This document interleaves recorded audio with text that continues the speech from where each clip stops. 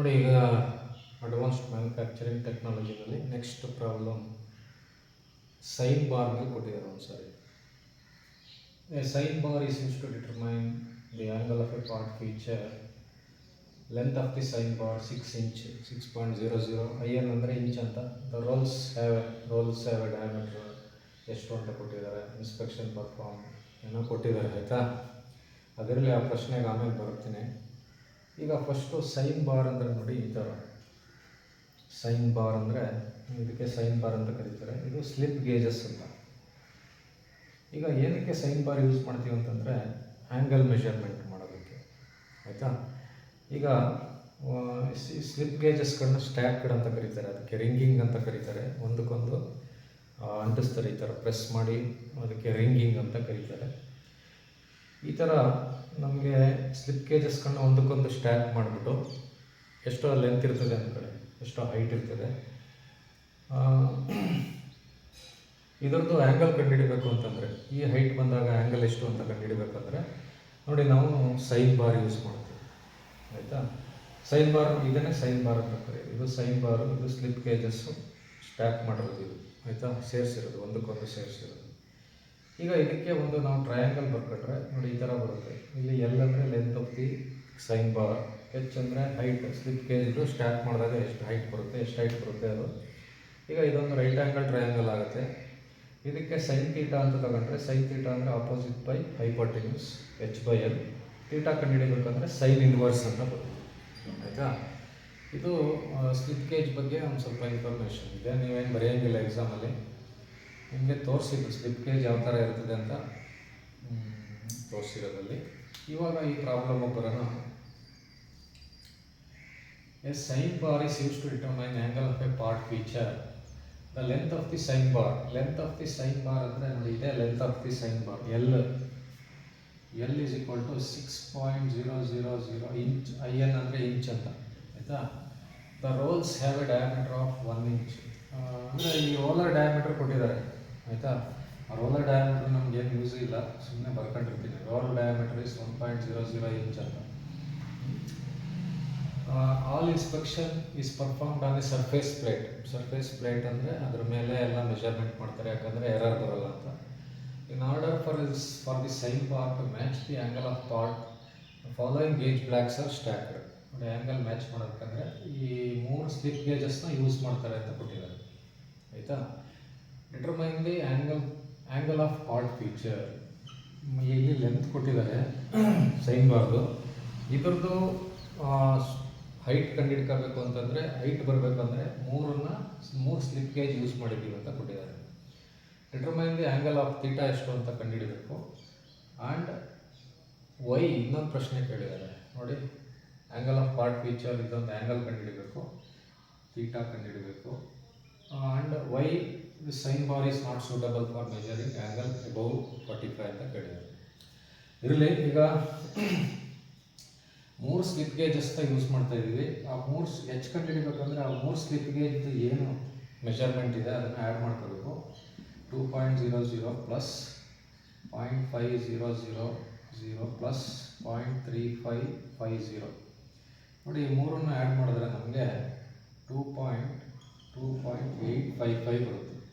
8555 inch, ಆಯಿತಾ. ನೋಡಿ ಈಗ ನಮಗೆ ಎಲ್ ಸಿಕ್ತು, H ಸಿಕ್ತಲ್ವಾ. ಇಲ್ಲಿ ತೀಟಾ ಕಂಡುಹಿಡಿಬೇಕಂದ್ರೆ ನೋಡಿ ಈಸಿ, ತುಂಬ ಈಸಿ, ಏನಿಲ್ಲ. ಇದೊಂದು ಫಾರ್ಮುಲಾ ಯೂಸ್ ಮಾಡಬೇಕು. ಏನಪ್ಪ ಅಂದರೆ theta is equal to sine inverse H/L. Theta is equal to sine inverse H/L.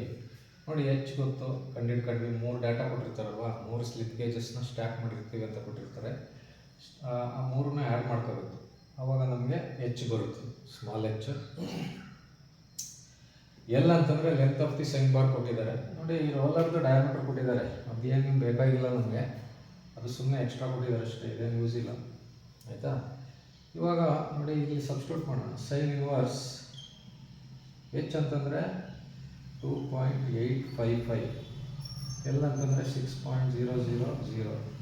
ಇದನ್ನು ಒಂದೇ ಸಲ ಸೈನ್ ಇನ್ವರ್ಸ್ ಅಂದ್ಬಿಟ್ಟು ಕ್ಯಾಲ್ಕುಲೇಟ್ರಲ್ಲಿ ನೀವು ಟೈಪ್ ಮಾಡಿದ್ರೆ ನಿಮಗೆ 28.41 ಡಿಗ್ರೀಸ್ ಬರುತ್ತೆ.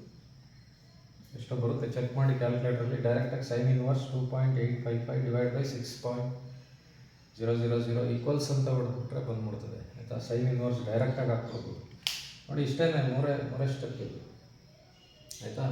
ಇದಾದಮೇಲೆ ಮುಂದಕ್ಕೆ ಇನ್ನೊಂದು ಪ್ರಶ್ನೆ ಕೇಳಿದ್ದಾರೆ, ಏನು determine the angle of part feature. ಇದೆ ಆ್ಯಂಗಲ್ ಆಫ್ ಪಾರ್ಟ್ ಫೀಚರ್ ಅಂದರೆ ಇದೆ angle of part feature.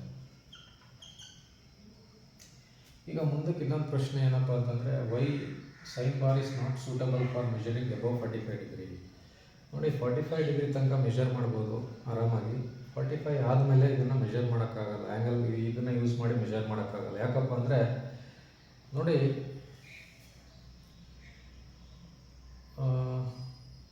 45 degree ಬಂದಾಗ ನೆನ್ಪಿಟ್ಕೊಳ್ಳಿ, ಈ ಲೆಂತ್ ಈಕ್ವಲ್ ಇರ್ತದೆ ಆಯಿತಾ. 45 ಡಿಗ್ರಿ ಬಂದರೆ ಇದು ಈಕ್ವಲ್ ಇರ್ತದೆ.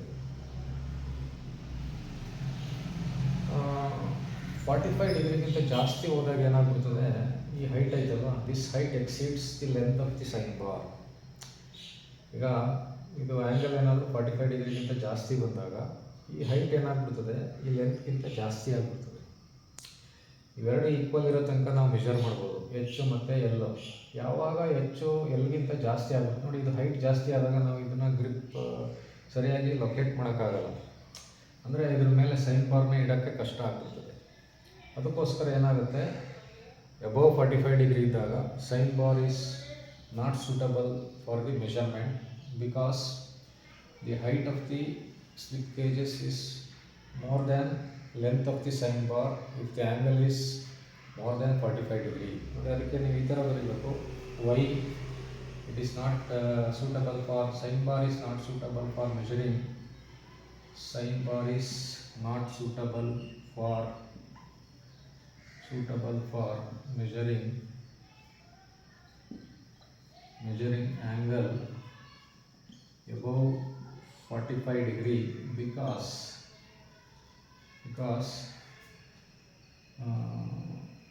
above, if theta is above 45 degree, h is greater than L. ಅಂದರೆ h ಅಂದರೆ height of the gauge block stack is greater than L. So it is not possible to measure the angle above 45 degree. ಅದು ಅರ್ಥ ಆಗುತ್ತೆ, ಇಷ್ಟು ಬರೆದ್ರೆ ಸಾಕು.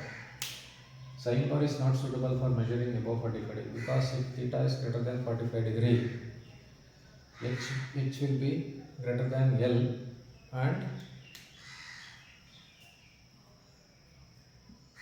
then it is ಇಷ್ಟಿದ್ರೆ ಸಾಕು, ಮುಗಿದಲ್ವಾ, ಅಷ್ಟು ಬರೆದ್ರೆ ಸಾಕು. ಥೀಟಾ 45 ಡಿಗ್ರಿಗಿಂತ ಜಾಸ್ತಿ ಹೋದರೆ ಹೆಚ್ಚು ಇದಕ್ಕಿಂತ ಜಾಸ್ತಿ ಆಗಿಬಿಡ್ತದೆ. ಹೆಚ್ಚು ಜಾಸ್ತಿ ಆದರೆ ನಾವು ಮೆಷರ್ ಮಾಡೋಕ್ಕಾಗಲ್ಲ, ಏನಕ್ಕೆ ಅಂದರೆ ಗ್ರಿಪ್ ಕೊಡೋಕ್ಕಾಗಲ್ಲ, ಗ್ರಿಪ್ ಸಿಗೋಲ್ಲ ಆಯಿತಾ. ನೋಡಿ ಇದನ್ನು ಬರಿಬೇಕು ನೀವು, ಯಾಕಂದರೆ ಈ ಪ್ರಶ್ನೆನೂ ಕೇಳಿದ್ದಾರೆ,